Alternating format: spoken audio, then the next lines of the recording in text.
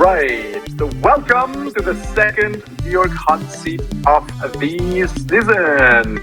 We have Fairblock with us, and we have today Peyman Momeni, founder of Fairblock, who will tell us a little bit more about Fairblock. And I've been checking out your Twitter, and you make these claims on Twitter. I'm just going to read it because it's too good. Fairblock makes privacy programmable, available everywhere, and simple, unlocking encrypted orders, MEV prevention, private governance, gaming, and confidential AI. I think you got them all. You did not forget any of the buzzwords. So congratulations on that. And I think the least believable of this is the word simple. So time for you to back it up. What is Fairblock and how does it do all this magic? Yeah, sure. First of all, I'm really happy to be here. Thanks for organizing this. We really need more open, bi-directional conversations about what we are building. So about Fairblock, maybe we can take a step back and talk about why we need encryption and privacy in the space and what's wrong with that. I think it's pretty clear to all of the normies and institutions that privacy and encryption and lack of on-chain encryption and the fact that we are leaking all of our movements and every single transaction to competitors and bots is a major traction for users.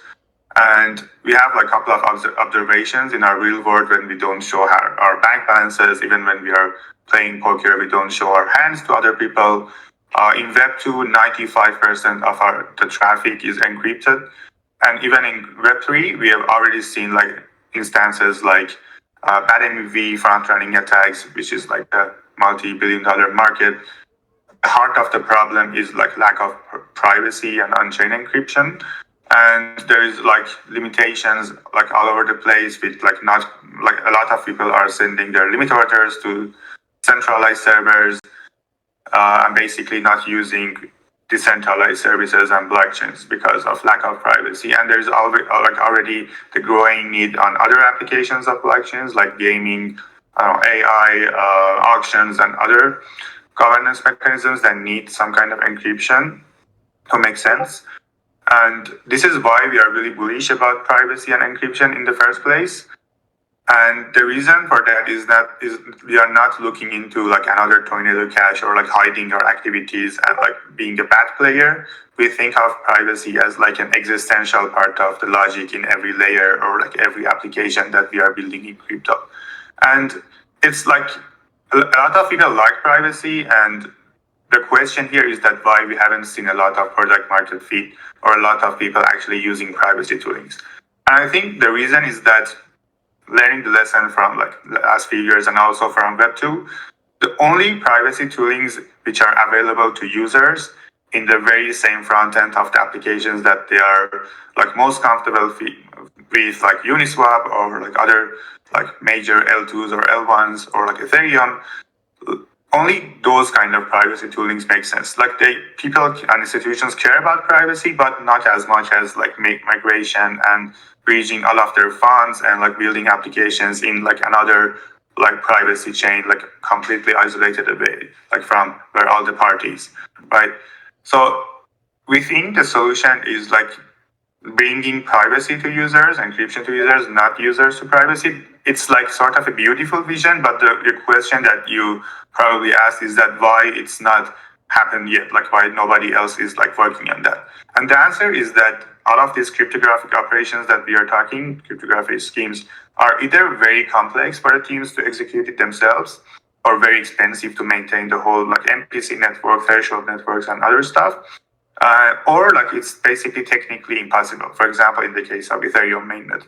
And for all of that, we think of Fairblock as a universal encryption layer that can be integrated with all of the major ecosystems like Cosmos L1s, major L2s like Arbitrum, Rollkit, Auslayer, OPS Stack, and in future Solana, Ethereum mainnet, Near, to basically enable the whole ecosystem and builders on top of them to be flexible with encrypted transactions and abstract the way that the things that are either complex or like very expensive natively there inside our own layer, very much in the same sense that like Celestia or Eigenlayer or Axelar is abstracting away other complexities inside them.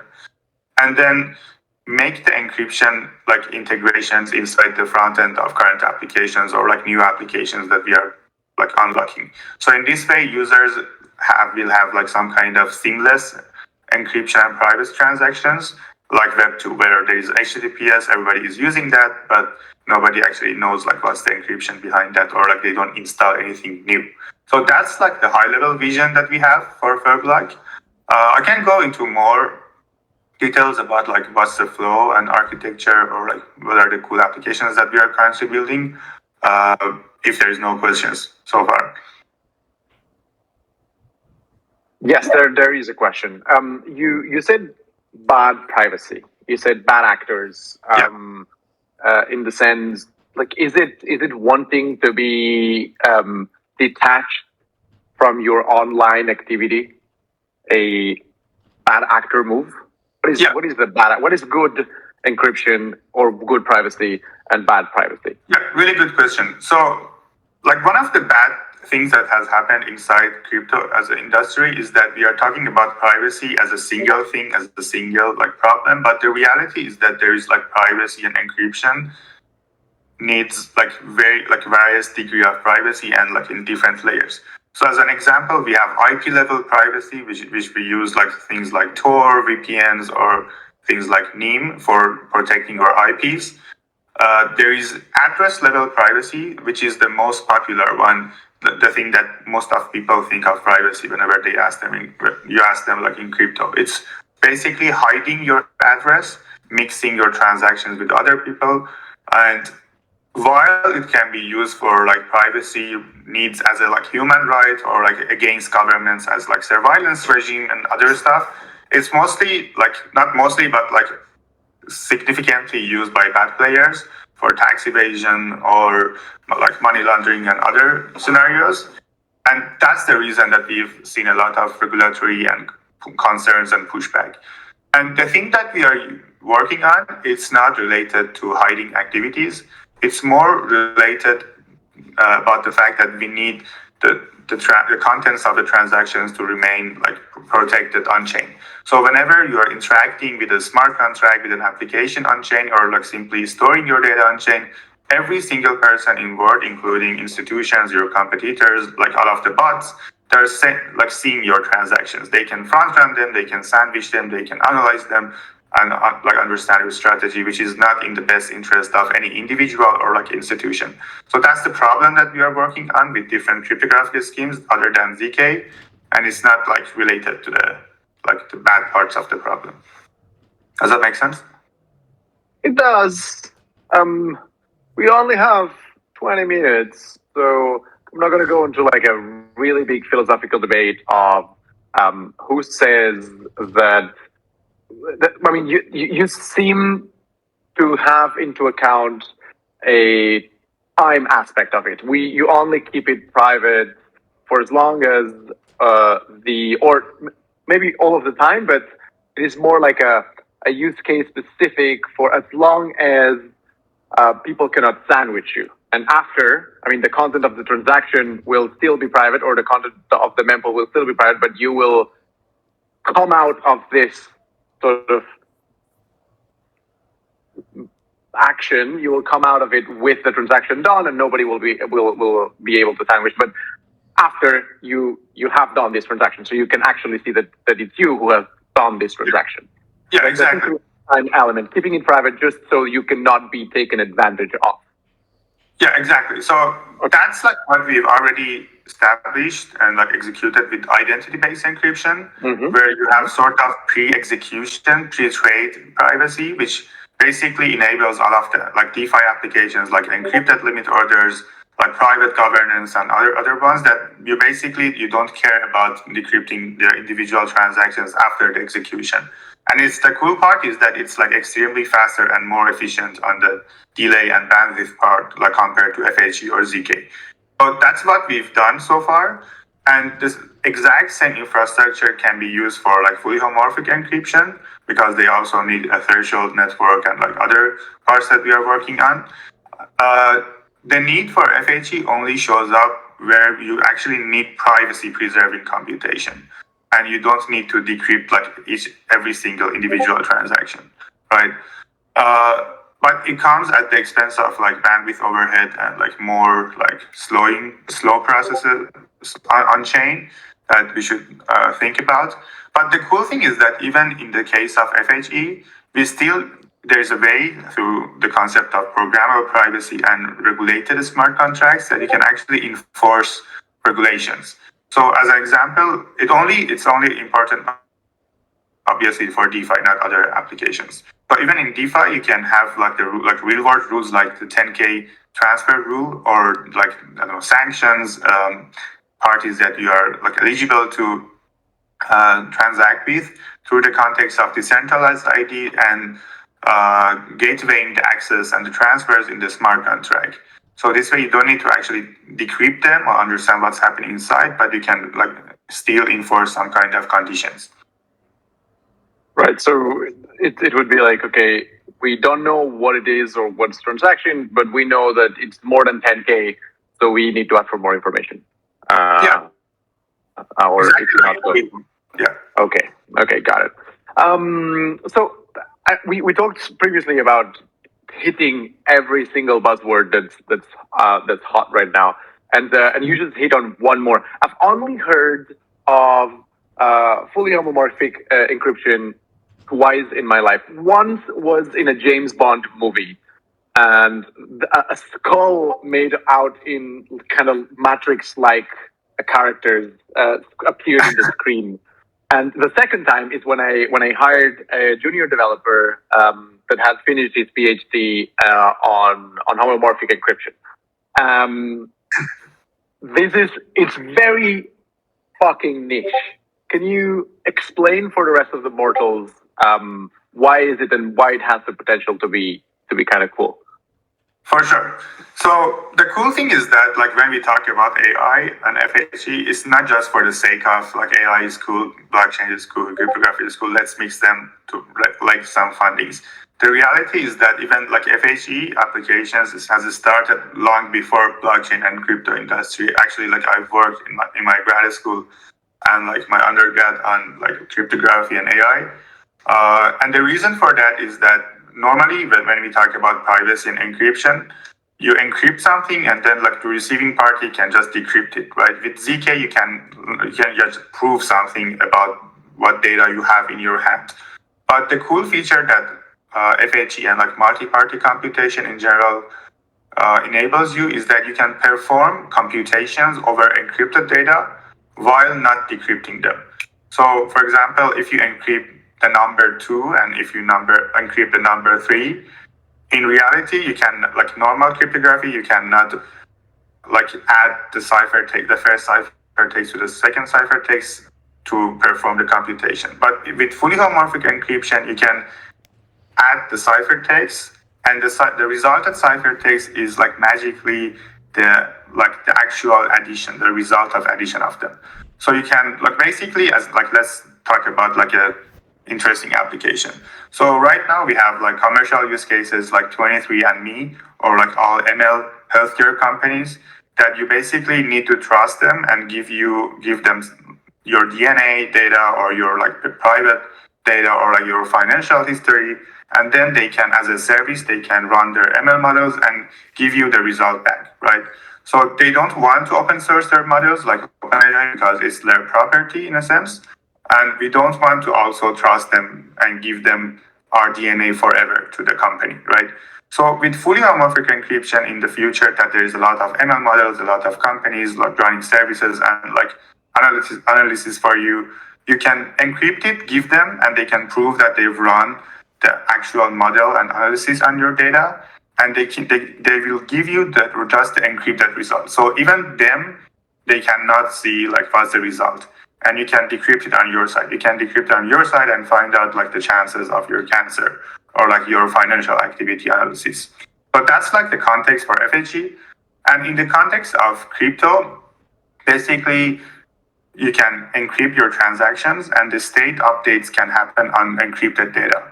So you can update the states. It can be whatever application on DeFi. It can be like on-chain AI agents like Ritual, and basically gaming when multi-parties are interacting with each other. Gotcha. Okay. Any questions from the team so far? Okay, good. So we've been talking about the marvelous things that you can do. Practically, how does it look like? Can we? I know that you have the Fair Ring testnet.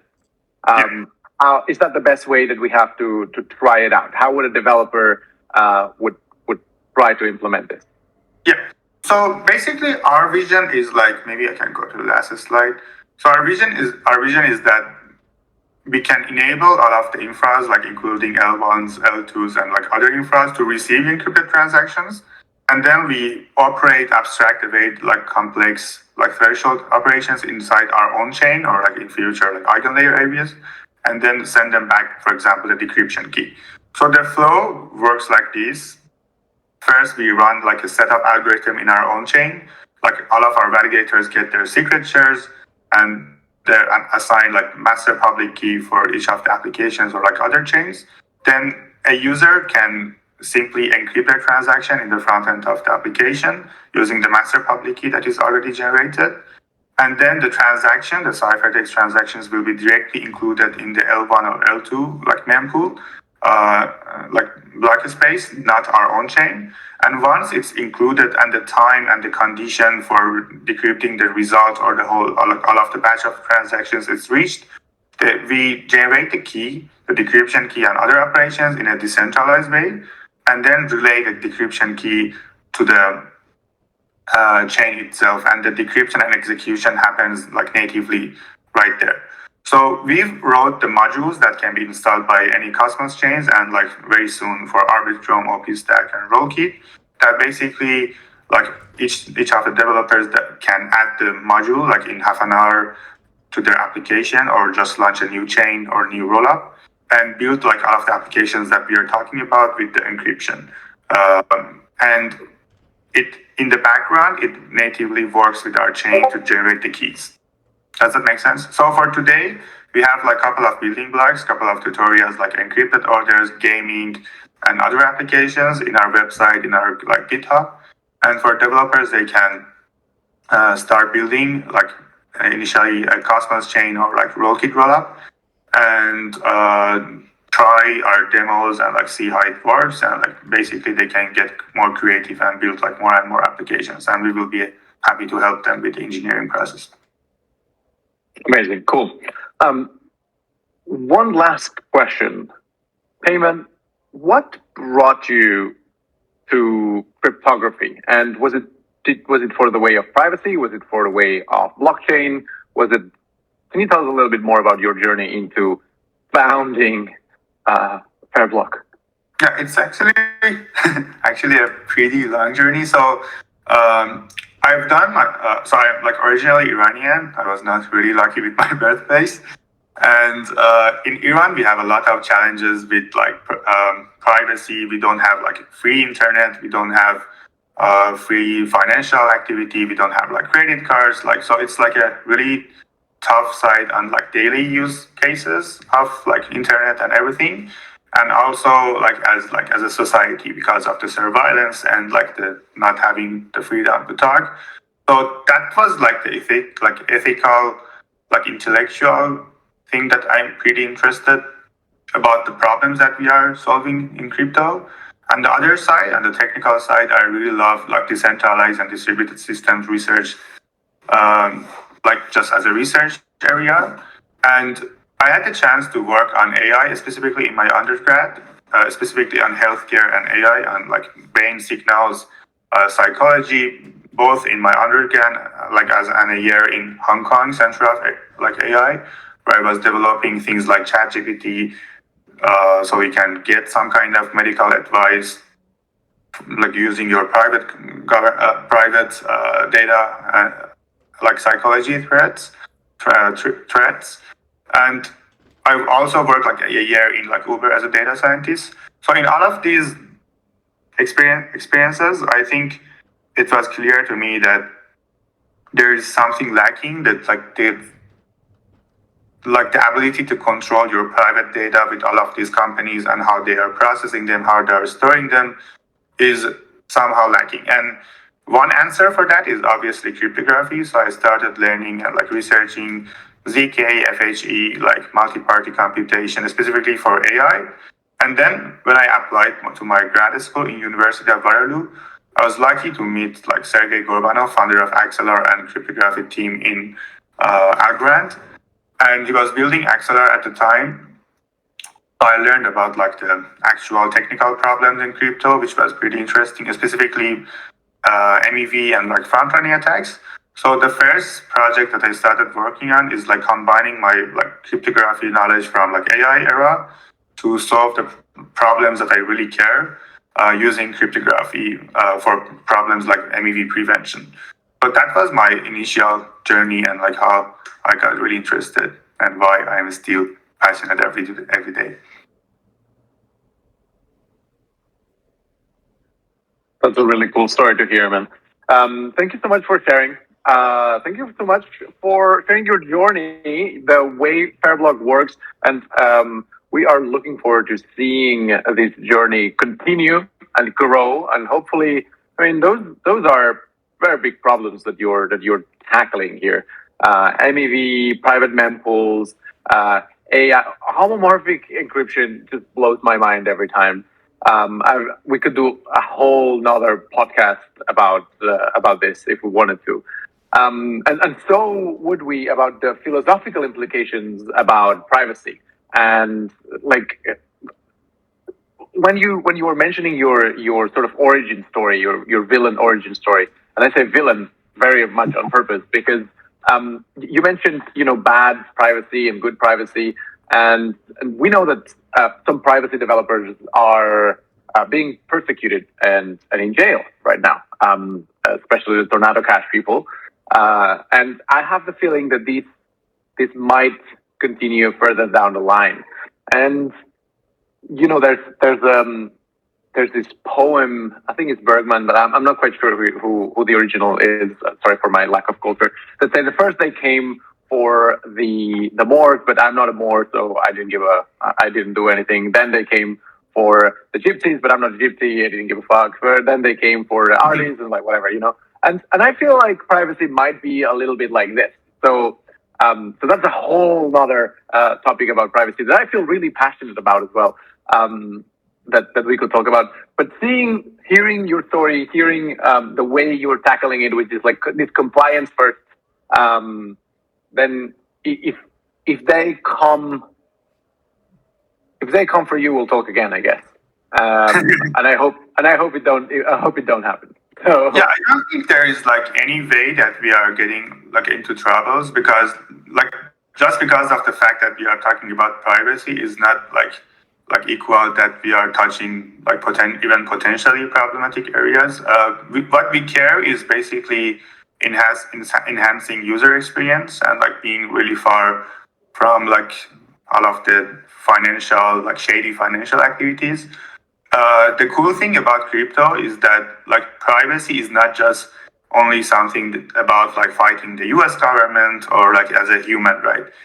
Privacy in the space simply makes controlling and the disclosure of your data while making your order like executed and not getting like exploited by all of the bots and your competitors. And like basically it's, if there's any kind of application with like outside like tokens and like farming and all of the made up like scenarios that we have today, unfortunately I don't see like any like major traction for like applications in crypto. Like most of them actually need some kind of encryption and privacy. So that's a reason that I think we need to rebrand like a fresh wave of like thinking about privacy and encryption, or like maybe like to put it in another way, like the disclosure of your information with other parties.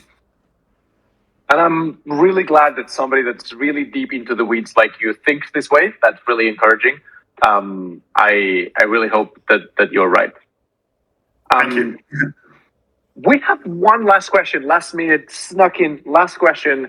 Have you heard about mevblocker.io?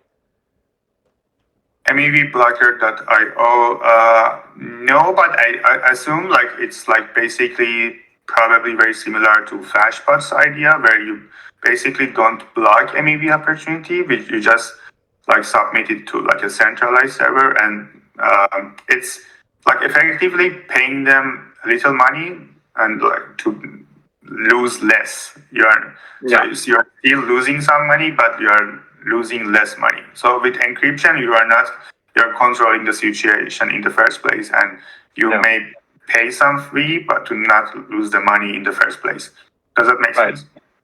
Yeah, totally. And I think MEV Blocker uses the concept of back running, which is those opportunities that make money because you move the price. So it's like it doesn't exploit you, but it uses somehow the actions that you do on chain. So yeah, then I think more another story. We are preventing front running, and there is also sort of good financial scenarios like arbitrage on top of the back running that we are not preventing. We are actually like working on hybrid mechanisms that still allows like good MEV and arbitrage and back running.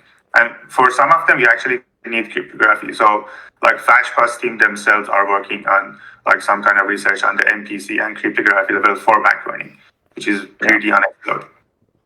Yeah. I think a fair comparison that also uses encryption in the mempool would be Shutter. I don't know if you've heard of them. But Shutter network would be something similar to what you do.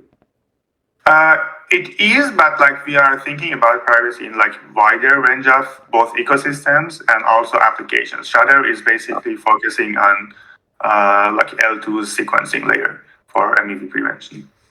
Mm-hmm. All right, cool. Thanks for responding to our last question, snuck in just in the last minute. And again, thanks for coming and sharing your expertise with us. It's been nice, short and sweet, and very, very extremely informative. So we really appreciate you coming. And I hope you'll be coming back when you're further down the journey.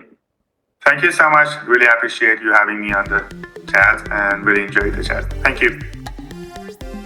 Have a good one. Bye. Okay, and closing. Good. Thanks, man. Much appreciated. Yeah, absolutely fascinating. Thank you so much for organizing all of that. Really enjoyed the good questions. Yeah.